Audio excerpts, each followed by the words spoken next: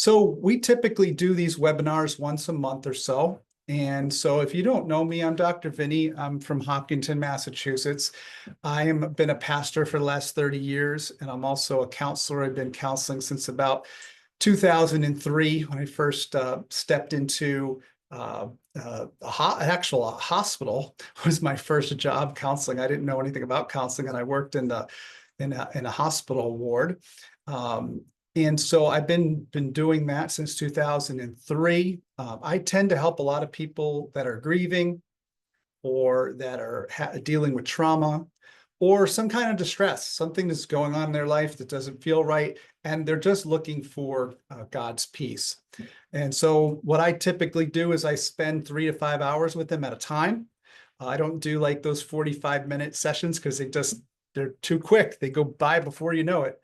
I usually spend 3 to 5 hours with people to really dig deep into that backpack of things that's weighing them down so we can get the stuff out of their backpack. So one of the things that we get that actually creates some of that backpack problem is our restlessness, because restlessness can actually act as a sabotage to us. And so that's what I'm going to be talking about tonight. And you may wonder why I chose to talk about mental fitness and why I chose to talk about the restless mind tonight. And I'm going to tell you, I actually started a journey myself back in the summer of 2023. And this was what started my journey. My journey started with me taking this assessment. And this assessment that I found online for free told me that my mind was only serving me 55% of the time, but 45% of the time, my mind was working against me. I was feeling stress and anxiety and frustration and anger and disappointment and shame and guilt. And it turns out that was the middle of the pandemic when I took this. And what I was doing every day was trying to help people shift this balance in their brains for themselves so that they would be less in survival mode and more in thriving mode. And here I was just barely shifting that balance. It could easily have gone the other way. Well, I'll tell you, I was shocked, I was confused, and I was angry. But what this did is it got my attention. It got my attention to where I decided I'm going to spend the next 6 weeks of my life doing a mental fitness course. That mental fitness course is called Positive Intelligence. I'll refer to it as PQ tonight, just for short. So PQ, or Positive Intelligence. And I'm going to show you at the end of the meeting what happened to my brain in just 6 weeks. Okay. But before we get there, I want to tell you one of the first things that I learned in the summer of 2023. One of the first things I learned was this, that there are 10 characters inside of me that could potentially sabotage my experience of grief or trauma or the goals that I want to accomplish in life. Those 10 saboteurs are the avoider saboteur, the controller saboteur, the hypervigilant saboteur, the pleaser saboteur, the victim saboteur, the restless saboteur, which is the one we're going to focus on tonight, the stickler saboteur, or a lot of us know that as perfectionism, and the hyper-rational saboteur, and the hyper-achiever saboteur. Maybe you know what some of those are. Maybe you don't know what some of those are. I won't be able to go over all of them tonight because we're just going to focus on the restless saboteur tonight. But these are characters that are inside of you to some degree, and they can get in the way and keep you stuck in your grief or trauma. They can really keep you from achieving your own goals, and they can keep you from God's will, which is the most important thing if you're a Christian. And I can probably predict your saboteurs just by finding out what are some of your natural strengths. If you told me what are some of the things that people say you're good at that are some of your strengths, I can probably tell you from that what your saboteurs are, because a saboteur turns one of your greatest strengths actually into one of your greatest weaknesses. And the way that it does that is that it abuses that gift or strength, or it overuses it. And that's going to become clear as I talk about the restless saboteur tonight. One example for me is that I got good at avoiding painful things early in life. And it turns out that avoider saboteur I started overusing avoidance to keep me from dealing with difficult feelings, from dealing with difficult people, from dealing with difficult circumstances. I would just avoid it. I would just push it down and I would go on. But it turns out it's like a game of whack-a-mole. I would avoid it and hit it down, but then it would pop up somewhere else where I least expected it. So where do these saboteurs come from? People will often ask me. And so the easiest way for me to explain this is that the origin of our saboteurs is that we're born with our greatest natural strengths. God gives us our greatest natural strengths. And it's normal for us to want to overuse what we're good at, or to even abuse what we're good at, because we're good at it and it's easy. So we just do that thing. And it's what comes most easily to us. We begin to become the hammer that sees every problem as a nail. So I've never seen anything that I couldn't avoid. I can avoid all kinds of important things while focusing on things that aren't so important. I've gotten good at it from the beginning of my life. So the challenge is that our strength can actually become an idol to us. I've gotten pretty good at avoiding things. It seems to save me sometimes in the short run, or to make me or give me, help me in the short run. And so I do that. And we can use this in place of depending on God. So instead of depending on God and dealing with that feeling in front of me, I'll avoid it. And so now I'm not depending on God to help me with it. And we get good at avoiding everything that is actually good for our growth. That's something I talked about in our last meeting, so I'm going to have to move on here. But here's a picture of me around 8 or 10 years old. And you might imagine here, as you look at this picture, if you've been on this boat before, it's the Mist of the Maid, or the Maid of the Mist, or whatever it's called in Niagara Falls. You can see my mom and my brothers are kind of huddled over there together, but there I am, and I'm trying to put on this smile. I'm trying to act like, hey, this isn't really bothering me, all this mist and rain, right? You can see my family there is kind of bothered by it, but I'm there trying to smile. So that avoider inside of me will get stronger in the years to come, because just after this picture, my life is going to change dramatically. But there's also another saboteur that's going to emerge after my mother's death, because my mother died when I was just a few years after this picture. And there's another saboteur that's going to emerge in my life, and that is the restless saboteur, the one we're going to talk about tonight. You might be wondering, what is the restless saboteur? Like, obviously, you know what restless means, right? But when I talk about it as a saboteur, we actually have to define it. So we'll define it this way. Restless is that I'm constantly in search of greater excitement. I'm looking for the next activity. I'm constantly keeping myself busy, and I'm rarely at peace, and I'm rarely content with the current activity or that thing that's right in front of me. Restlessness, in this case, can be a strategy to escape from all of the fears, all of the anxieties, and all of the painful feelings that we might feel. You think about this started in the Garden of Eden, didn't it? Man and woman, and I will have to put myself in Adam's place, because I probably would have done the same thing that Adam did.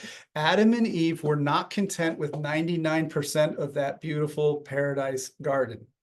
It was that 1%, that tree that God told them not to touch, not to eat of that fruit. So they were restless, and they ate of that fruit. Now, we all have this restlessness to some degree. Some of us have it more than others. For me, it was the worst after the loss of my mother. From the time I was 11 to the time I was 19, this was a way for me to escape feelings of grief, feelings of loss.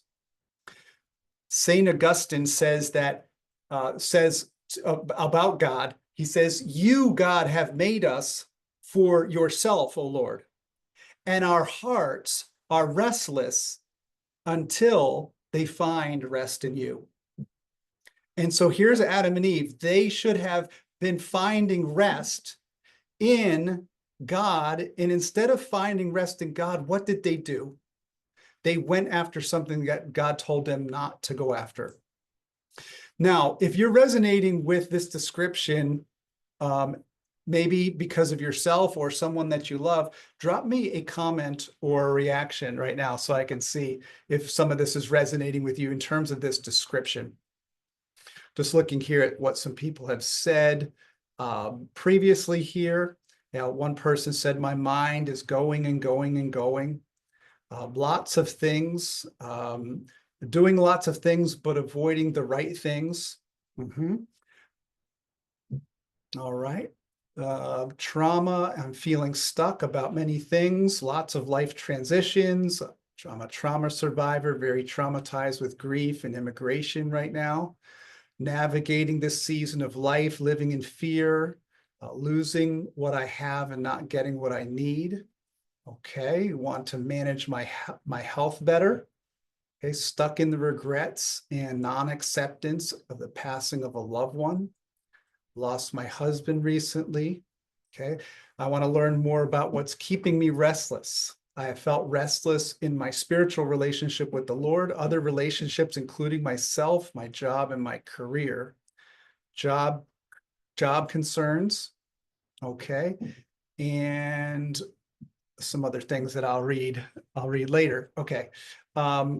Someone said, I miss what's right in front of me. I miss God all the time. He's right there in front of me. I chalk it up to being a coveter or a luster, but I'm constantly wanting something other. I feel restless with my own growth and where God is taking me. Okay. So is there anything good about this restlessness that we're talking about tonight? I want to show you that actually underneath that restlessness, there's actually a strength. There's actually something good there. And I want to show that to you by talking about the strengths of people with this restless saboteur. If this is you, you probably have high energy and vitality. You're probably open and curious, and you're probably spontaneous. You probably have this contagious enthusiasm, and you probably have an appreciation for life. The people I've met who struggle with this are capable of doing lots of things. They are productive people, and a lot of them are creative. They not just produce a lot of stuff, but the stuff that they produce is interesting to us. These people are energizing and they engage others in co-creation. They get other people involved in the creativity and the productivity. These are good things.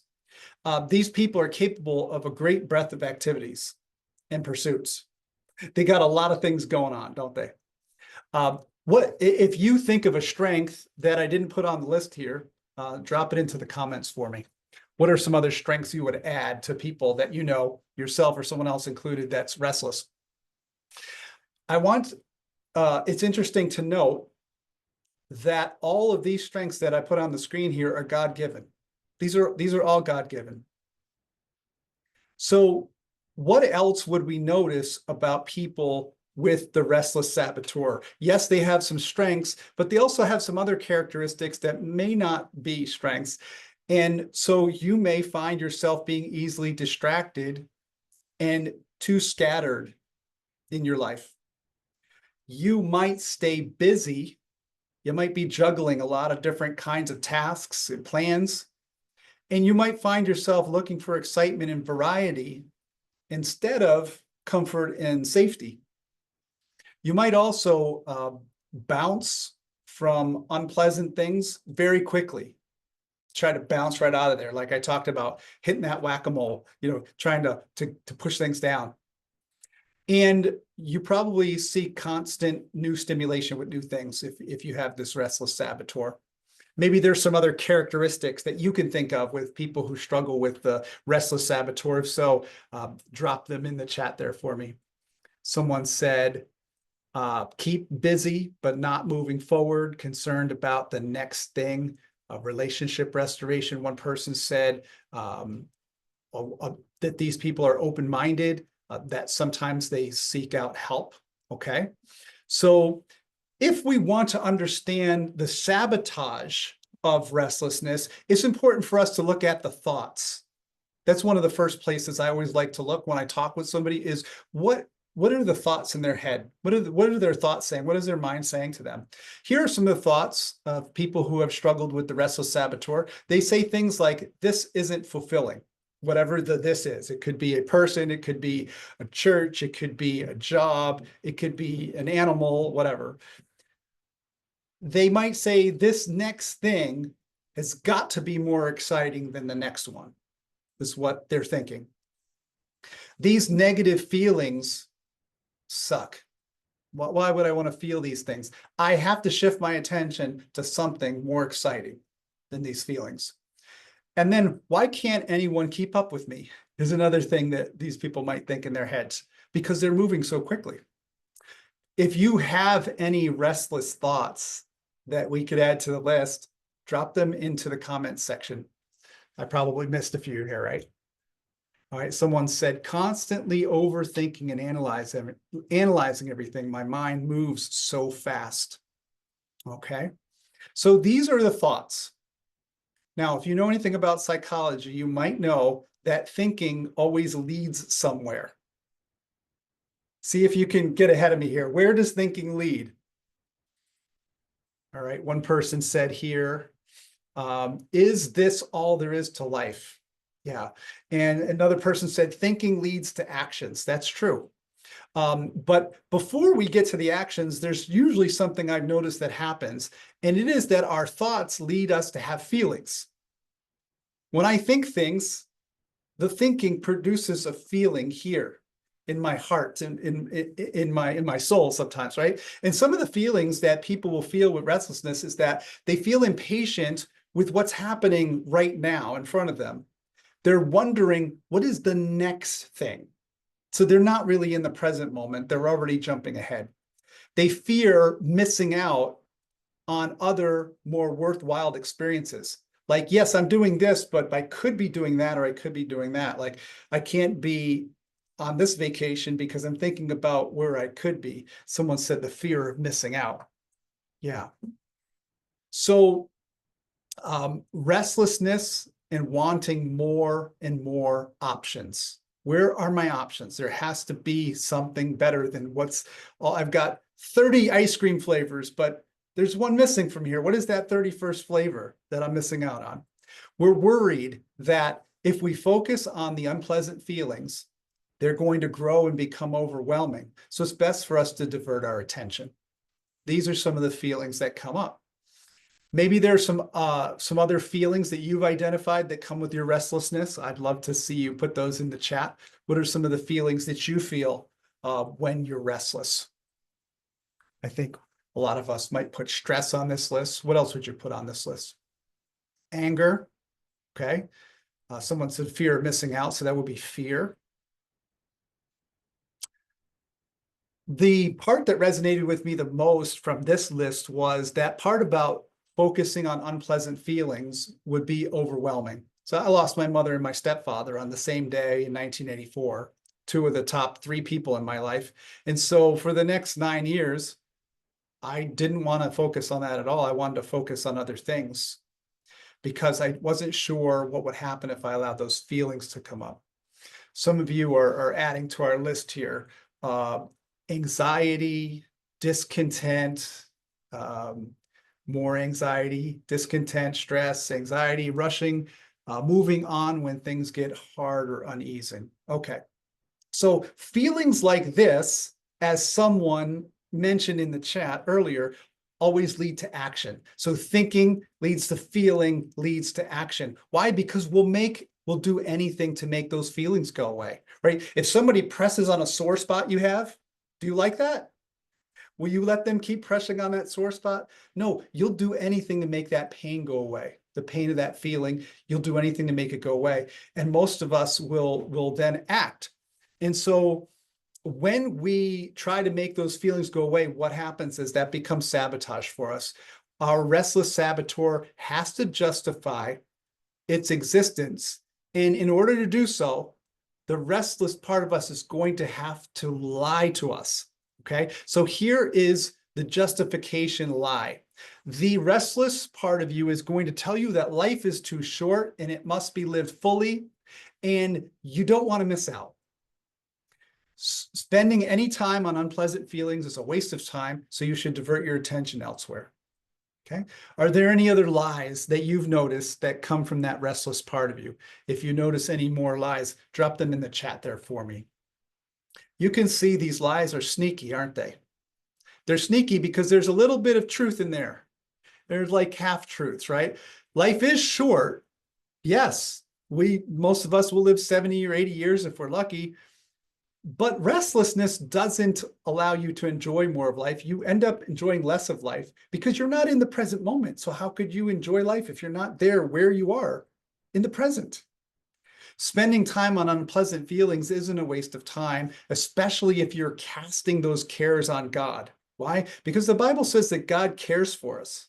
So if we're not casting our cares on him and he cares for us and he wants to take those burdens from us and we don't do it, then we're missing out and we're carrying all that stuff in our backpack. All right. Some people have placed some things in the chat here. This isn't really happening. Back to the Garden of Eden. Let's see here. Holding on to me or withholding from me. I'm serving the Lord and learning how this could happen. Okay. So the thing is, when we live by lies, you can imagine that it's going to have an impact on you. It's going to have an impact on me. I lived lies for 9 years straight, some of the same lies over and over and over. I lived them, and it had an impact on me, and it had an impact on other people. And here is the impact that we typically see with the restless saboteur. Underneath the surface of me wanting to have fun and excitement is an anxiety-based escape. An anxiety-based escape from being present to the moment's full experience, which might include dealing with unpleasant things from time to time. So that restless part of me avoids the real and lasting focus on issues and relationships that really matter. Others are going to have a difficult time keeping up with the frenzy and the chaos that's brought on by the restless, and they're going to be unable to build anything sustainable around me if I'm restless. Okay. Are there any other impacts that you have seen from other people's restlessness in your life or for your own restlessness? Drop that in the chat for me. Now, one person said, suffering is to be expected when we follow Christ. Yes. And the body keeps the score. For sure, all the things that you've experienced in your life are still with you in your body, especially if they haven't been processed, especially if you haven't worked through them. And when we're restless, that's the problem, is that we don't actually process the upsetting things. So we are still carrying them in our backpack, looking for that next high. Right? Any other impacts on self or others that you've noticed? I remember a supervisor of mine that I had, and he had a hard time being in the present moment. He was such a visionary person. He didn't prioritize the relationships that mattered, and no one around him could keep up with him because he was just always moving so fast. And I remember telling him one time, look, we need you to take a vacation. We need you to take a day off. We need you to be rested. We need a rested you. We need a present you. And the impact was that he lost his family. And we couldn't build anything around this leader that would stand the test of time because of all the frenzy. Let's see what other people are saying here. Neglecting home because of a new job. Yeah, that's one way that this could impact yourself and others. Yeah. So the bottom line here is that we are all born with some of this restless saboteur in us because of original sin. We're all going to have some restlessness in us. But what happens is it depends on where you grew up. Where did you grow up? What kind of family did you grow up in? That can amplify the restless saboteur in us. And here's what that looks like. The restless is a strategy to find constant new sources of excitement, pleasure, and self-nurturing. This could be like your early life experiences. Maybe you had a parent that was inadequate. They weren't really good enough. They didn't really take care of you in a good way, right? Or maybe you had really painful experiences, or maybe you had both, parents who were neglectful and bad things happening all the time. Our restless part of us indulges and not only provides a substitute for self-nurturing, but also an escape from having to deal with anxiety or pain, right? So when I lost my mother when I was 11, the restless part of me kicked in. So instead of me learning how to nurture myself and take care of myself and let God help me and bear my burdens for me and with me, the restless part of me took over. And that was the impact that my childhood had on this part of me. Now, I was trying to escape from the anxiety and the pain of grief and trauma, but this didn't really get fixed until I went to college. I didn't really start to see change until about 19. So how did this get fixed?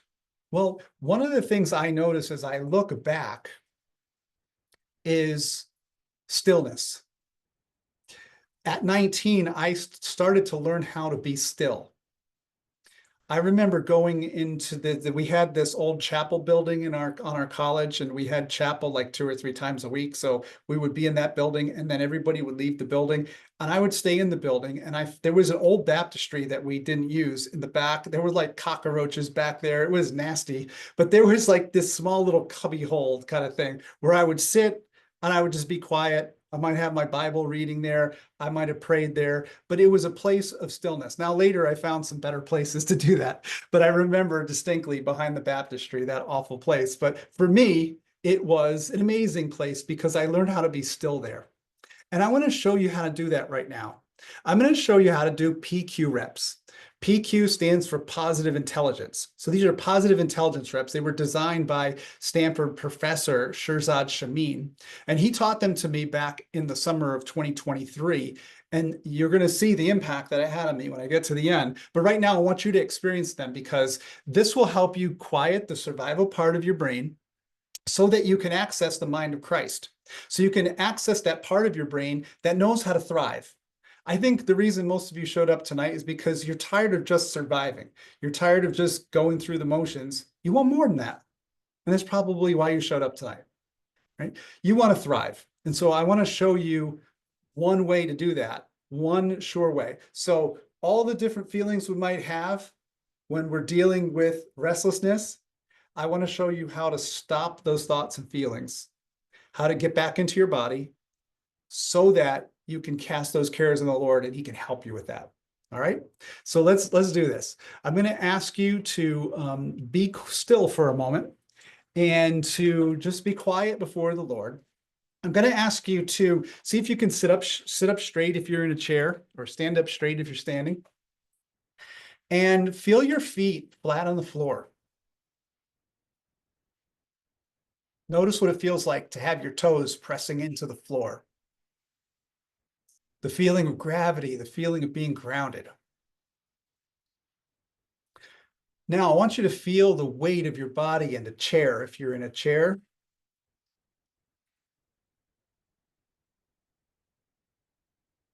feel the weight of your clothes on your skin.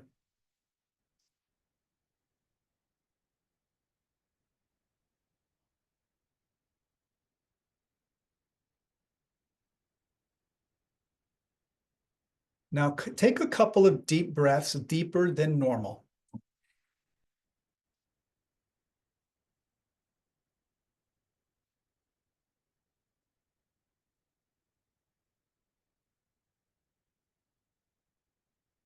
Let go of any thoughts that might come and just keep refocusing on these physical sensations.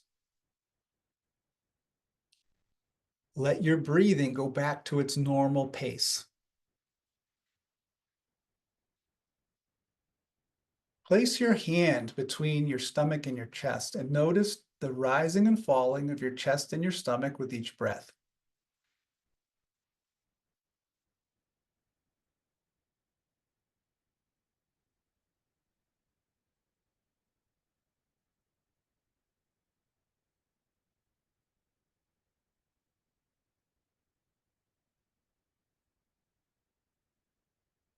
Now notice the sound of your breathing.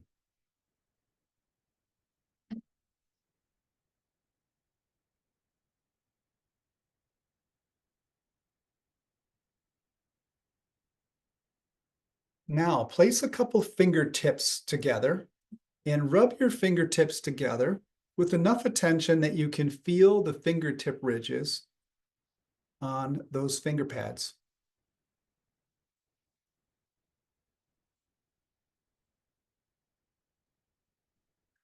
Notice this is evidence that God made you uniquely. There's no one else that has a finger pad just like that.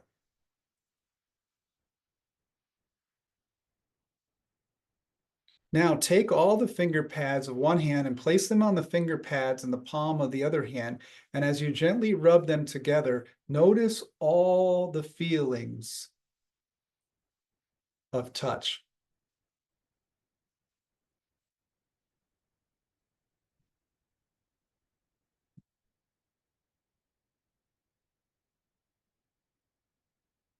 Notice all the feelings of all those ridges.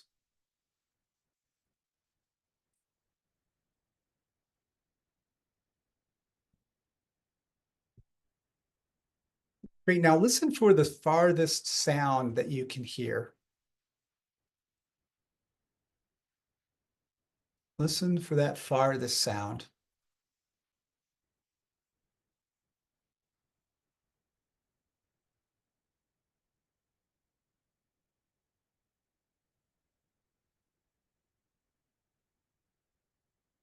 Now listen for the closest sound. Listen for those sounds that are closest to you, maybe even the sound of your own breathing.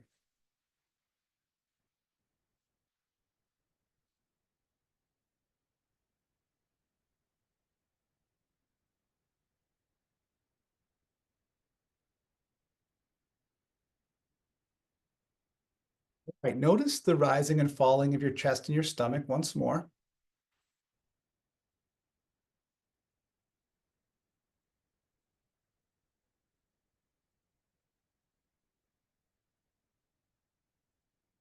All right, great. When you're ready, rejoin us back in the room here.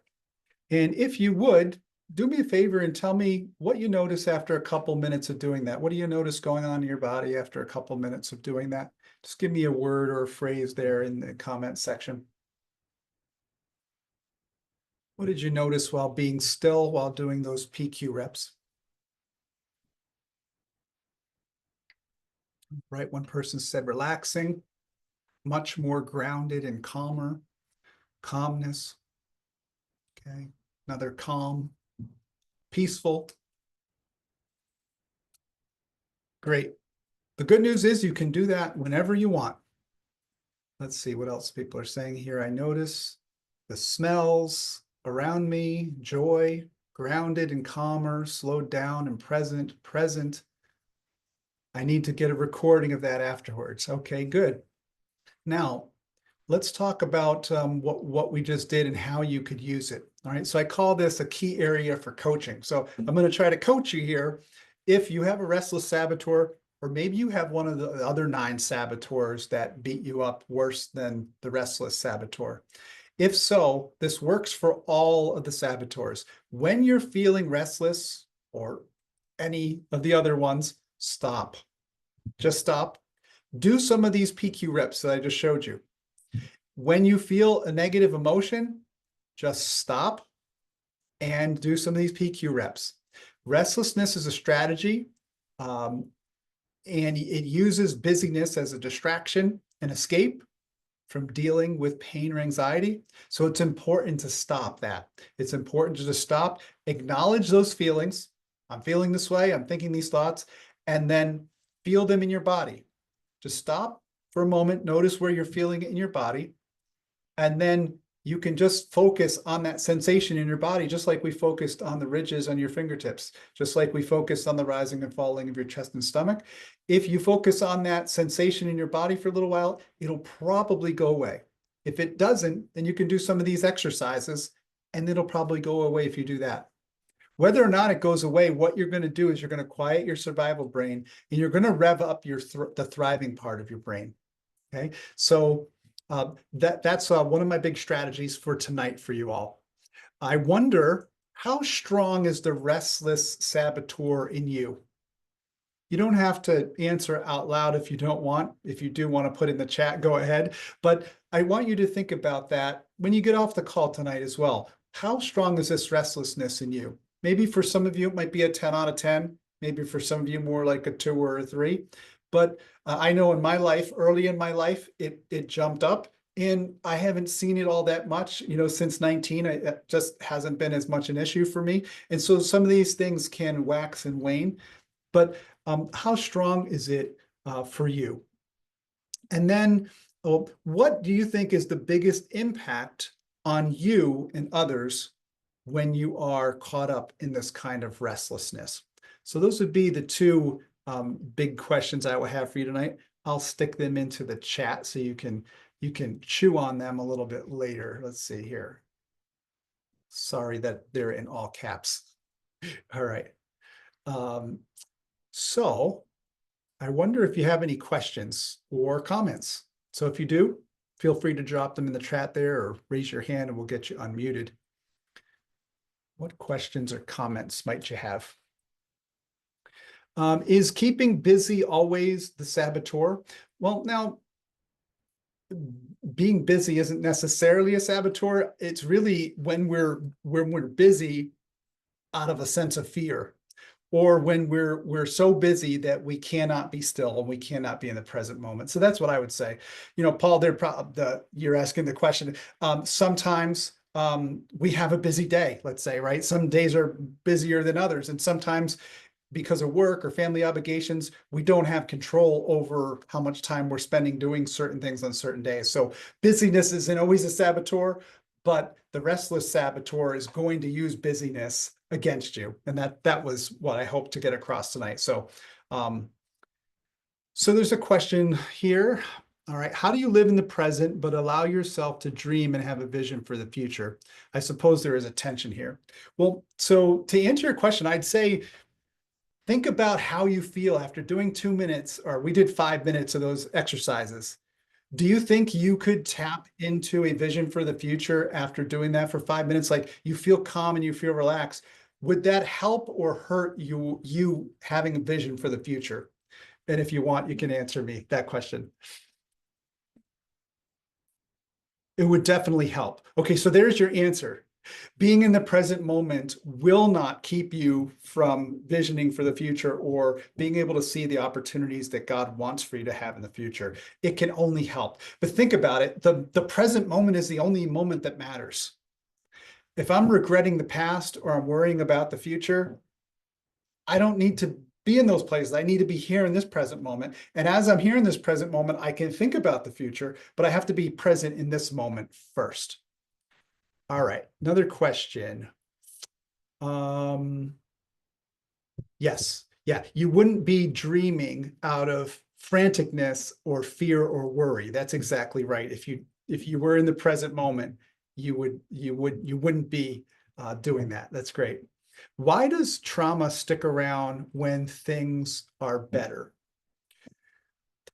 So from what I understand in the hundreds and thousands of hours I've sat with people, is that trauma can stick around when even things are better. We might even be feeling better, primarily because there's a process that we have to go through to process the trauma. When you think about like the making of sausage, I know it's not a beautiful analogy, but that sausage has to get processed, right? If it didn't get processed, it wouldn't be sausage, right? And so our memories, we have to go through a process with those memories to get them out of the backpack. So the reason trauma would stick around is that most of us, myself included, up until about 4 years ago, most of us don't know how to process trauma. It's not something that's readily available. I had to go to a very expensive training to learn, or like 3 expensive trainings to learn about how trauma gets processed. So don't be discouraged if you have trauma and you're still carrying around your backpack. Most of us would be, because we just don't know how it works, how to process these things. So that's where a good counselor comes in. I like to say what I do is I help facilitate people working through their trauma and grief. I don't really do that much. All I do is show people how it works because I know how it works now. I found out 4 years ago, and I have like 2 or 3 different ways that I know how to help people process trauma. And so that's what I would encourage everybody who may be still struggling, carrying a lot in your backpack, is find a counselor who knows how to process trauma, how to process memories. Ask them up front if they know how to do that. Ask them to explain it to you. If they can't explain it to you, that means they don't know how to do it, which means that you're probably not going to make progress with that person if they can't tell you how they would help you do that. Okay. Someone said, I lose my sense of priorities versus the nice to haves. I neglect my routine and I spin out. My mental health is at risk. I hurt others around me emotionally and time-wise. And so I need help with focusing on my priorities. What are some recommendations for action steps to take when one is spinning out with the restless saboteur, in addition to PQ reps?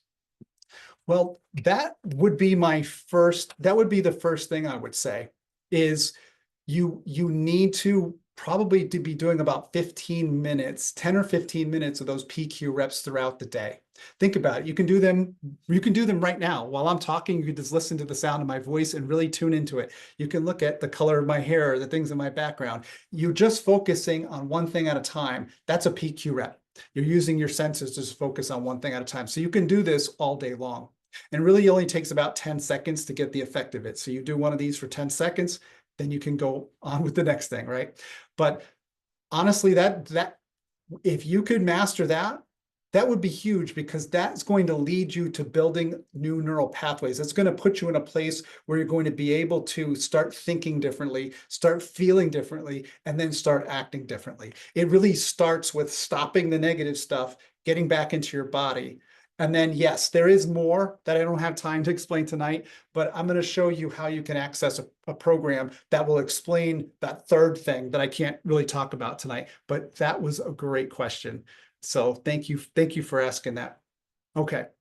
And someone said, thank you for the explanation of processing trauma. Okay. The couple of things I can do for you today. One is, if you want a free PDF to learn more about the Restless Saboteur or the other 9 saboteurs, I'll have all those in there too. But it also will answer your question, the question that someone was asking, what else can we do? There are some tips and tricks in this PDF that I have. If you'd like that, drop your email into the chat for me and we'll make sure that you get that later. So it's a PDF that explains the Restless Saboteur. Pretty much everything I said tonight would be in there. So if you missed something and you want that, drop your email in the chat. It'll also explain all the other 9 saboteurs, the other 8 saboteurs, sorry. All right. Now, also, what I'd like to do is give you an opportunity to get a free assessment, because you may have an idea of what your saboteurs are, but what I found was that I thought I had a saboteur, and I knew it was impacting me this much, but when it turned out, it was impacting me a lot more than I thought. I thought it was impacting me this much, but it was impacting me this much. So what we'll do for you is give you a free assessment. I'm going to put that assessment link into the chat so you can just click on it as well. Let me see if there it goes. Okay, so that's in the chat there. And if not getting it from the chat, you can scan this code in the middle of your screen. If you just point your phone there on that scan me code, it'll take you to that assessment. And this is a free assessment. It'll tell you which of the 9 saboteurs are the strongest for you. Usually there are 2 or 3 that are the strongest for us, okay? And if you take that assessment, I'll get your email, I'll follow up with you. Me and one of my interns will reach out to you. We'll give you a free we'll sit down with you and explain that top saboteur of yours, and we'll help you understand how it's impacting you, because I had no idea just how badly mine was impacting me. So we do that for you. We'll help you understand how it's impacting you. And we'll also help you. Some people were talking about dreaming earlier. We'll help you dream about a future where that saboteur is messing with you less and less, because it is possible. It is possible. Okay. So we'll give you an opportunity to do that. One of the last things I want to do is to show you what happened to me Remember this at the beginning of our time today, I showed you this assessment score here. I want to show you what happened after me practicing 15 minutes a day of those exercises that I showed you, and also learning some other things in this program. But what happened was I went from 55% of the time in my thriving brain to 71% of the time in my thriving brain. And I went from 45% of the time in my survival brain to only 29% of the time in my survival brain. So there was a tremendous shift. And primarily that shift came from doing those exercises that I showed you earlier, and also participating in the PQ program that I mentioned at the top of the hour.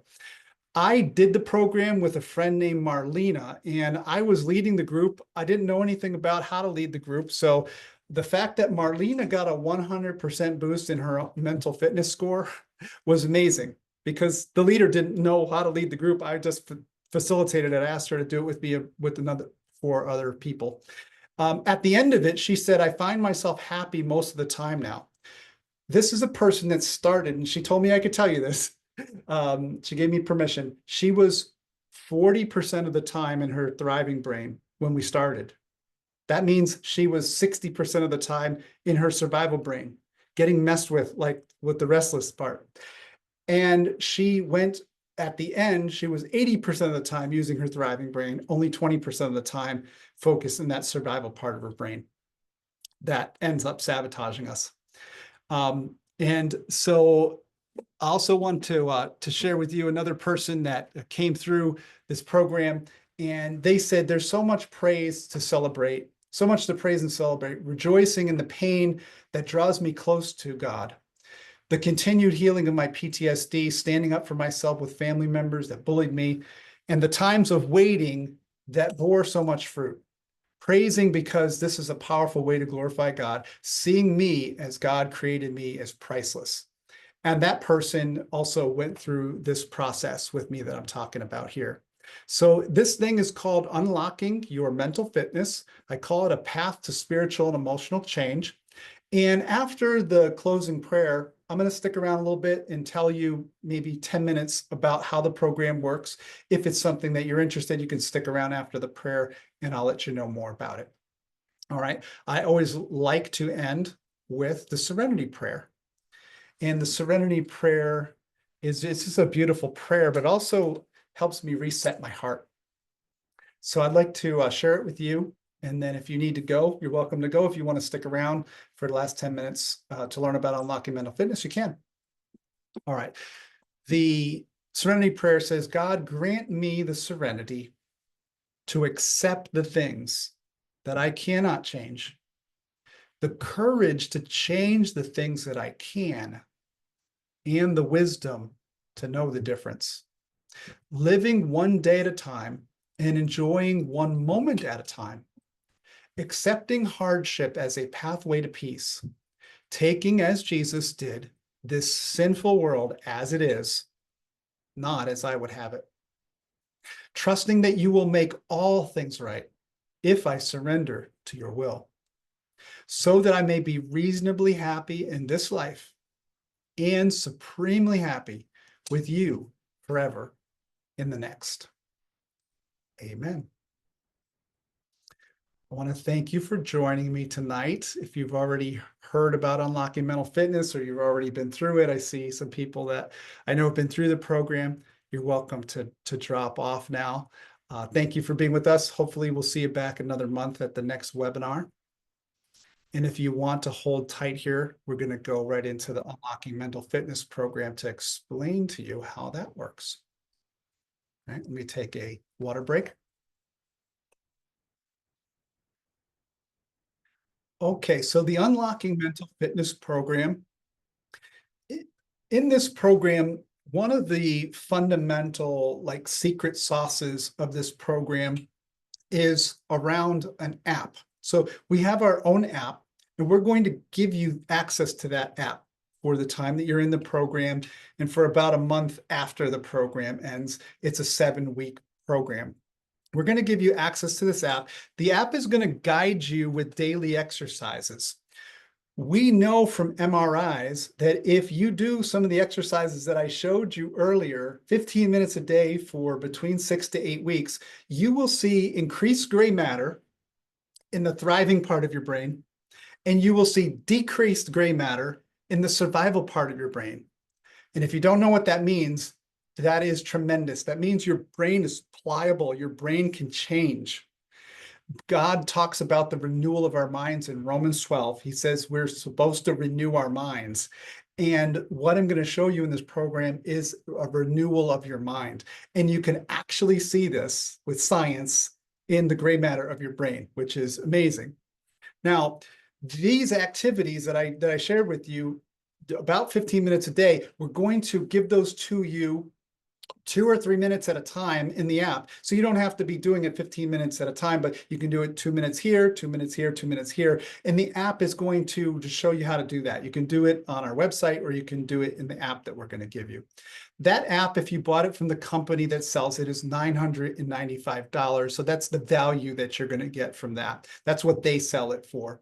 But we're going to give that to you as part of this program. And it's going to be your daily companion for mental fitness. It's going to be there to help you stay on track. It's going to give you some challenges every day. So there's also going to be an opportunity for you to get daily coaching in the app. So in the app, I'm going to have a channel. Everybody in my group, about 10, between 7 to 10 people are going to be in there. And each of those people has an opportunity to get as much daily coaching from me as you need. So you're going to be interacting with me there. Imagine having personalized tips and support and encouragement every single day from me to help you keep you accountable and to help you overcome obstacles. Because doing that, what I just showed you, doing that for 15 minutes a day for 6 to 8 weeks, it's challenging. It's not easy. So you're going to need the help. And I want to make sure that you don't feel alone. So we're going to make sure that we're talking to you every day. And then we're going to give you a weekly coaching session. And those weekly coaching sessions, we're going to go deeper into the concepts that you're learning. We're going to share some insights with you, and we're going to hold each other accountable. You tell me what you want to do, and then I'm just going to remind you every week, hey, did you do what you said you wanted to do? I'm not going to yell at you. This isn't boot camp, but I'm going to remind you of the stuff that you said you want to do and help keep you accountable so you can get the results that you want. You'll also have the opportunity to connect with others who are on the same journey and get personalized feedback in that supportive environment with me and the other people. And so those weekly coaching sessions are about 1 hour, and I'll tell you when they are. We're going to give you the Saboteur assessment that I talked about earlier, which you all have access to for free. We're also going to give you that assessment that shows you how much your brain is in survival mode versus thriving mode. We'll also give you that. And then we're also going to give you a PDF version of a best-selling book called Positive Intelligence that this program is based on. And we're going to give you the audiobook resources. So if you'd rather listen to it, you can listen to it. If you want to read it, you can read it. And then we also are going to give you access to the small group that I'm working with. You're going to be learning from other people in my small group, but I'm also going to give you access to the larger PQ community. So everyone who's doing the PQ program all over the world at the same time that we are, you'll have a channel where you can interact with those people. And literally there are people from all over the world who are doing this. And I've had some wonderful conversations with people and learned a lot by some of the things that people are posting in the channel. That's kind of the worldwide channel. Okay, so if you add all that up, it's about the cost of getting your brakes worked on and your transmission worked on. That's a total of about $4,785 worth of value that we're going to bring to you. Like that's how much it costs me to run this program for everybody, right? But we're obviously not going to charge you that because it's a group. The cost can be lower. So this is a 7-week group. It's going to start on March 10th, this particular one. If you happen to be watching this recording after March 10th, just reach out to us and let us know, and we'll tell you when the next one is going to launch. But this particular one launches on March 10th, and that will meet on Monday nights, 6:30 p.m. Eastern Standard Time. We'll meet for 1 hour. If you happen to miss one of the 7 meetings, we'll send you a recording of it because we record them. We'll send it out to you as soon as it's over. And then the cost for this, what we receive to coach you for that 7 weeks is $995. And so you can reach out to me. I put my information there, my email, Vinnie@checkyourcompass.org. You can reach out to me by phone or text there. And then you also see our website. If you want to schedule a time with me to talk to me about this some more, you're welcome to go to my schedule there. And so also, I wanted to, this is, if you scan this code, it'll take you to a place where you can find out about some of the options that we have for payment. We have 3 providers that will provide you the funds up front to take the program, and then you can pay them in installments over 6 months, 4 months, 6 months, 12 months, whatever you decide how you want to pay. So you can go to bit.ly/mental fitness unlock, which I guess I could stick that into the chat there for you, or you can scan that code. All right, you might have to put an HTTP in front of that website, but that'll take you to the payment page where you can see what are the different ways that you can pay. All right. You can use a credit card, but if you need help to pay for it over time, there's 3 other options there on our site.